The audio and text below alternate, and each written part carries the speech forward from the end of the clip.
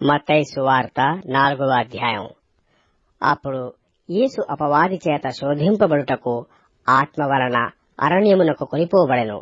40 దినములు 40 రాత్రులు ఉపవాసముండిన పిమ్మట ఆయన ఆకలి కొనగా ఆ శోధకుడు ఆయన యొద్దకు వచ్చి, నీవు దేవుని కుమారుడవైతే ఈ రాళ్లు రొట్టెలగునట్లు ఆజ్ఞాపించుమనెను. అందుకాయన, మనుష్యుడు రొట్టె వలన మాత్రము కాదు గాని దేవుని నోటి నుండి వచ్చు ప్రతి మాట వలనను జీవించును అని రాయబడియున్నదనెను.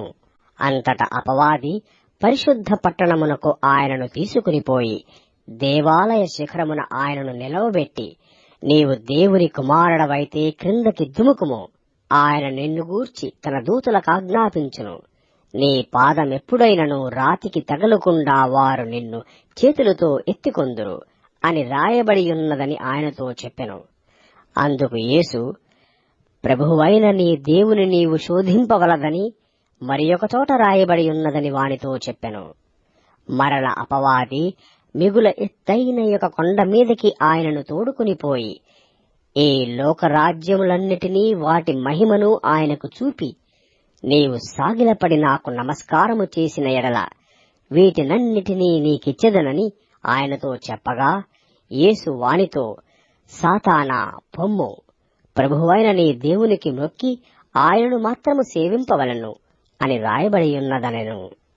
అంతట అపవాది ఆయనను విడిచిపోగా, ఇదిగో దేవదూతలు వచ్చి ఆయనకు పరిచర్య చేసిరి.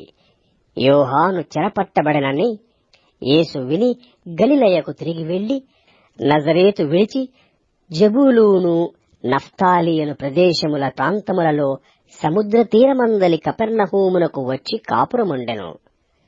జెబూలూను దేశమును నఫ్తాలి దేశమును యోర్దానుకు ఆవలనున్న సముద్ర తీరమున అన్యజనులు నివసించు గలిలయయు చీకటిలో కూర్చుండియున్న ప్రజలను గొప్ప వెలుగు చూచిరి.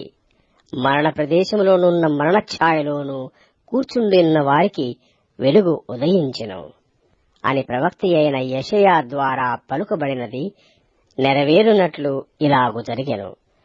అప్పటి నుండి యేసు పరలోక రాజ్యము సమీపించియున్నది గనుక మారు మనస్సు పొందుడని చెప్పుచూ ప్రకటింప మొదలుపెట్టెను.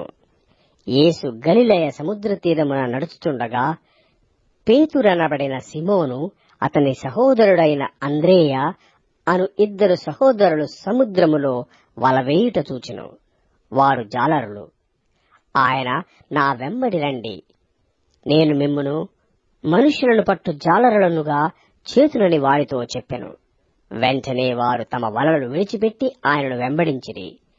ఆయన అక్కడ నుండి వెళ్లి జెబెదయ కుమారుడైన యాకోబు, అతని సహోదరుడైన యోహాను అను మరి 2 సహోదరులు తమ తండ్రి అయిన జెబెదయ యొద్ద దోణిలో తమ వలలు బాగు చేసుకొనుచుండగా చూచి వారిని పిలిచెను.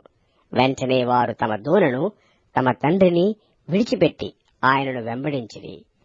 యేసు వారి సమాజ మందిరములలో బోధించుచు దేవుని రాజ్యమును గూర్చిన సువార్తను ప్రకటించుచు ప్రజలలోని ప్రతి వ్యాధిని రోగమును స్వస్థపరచుచు గలిలయందంతటా సంచరించెను.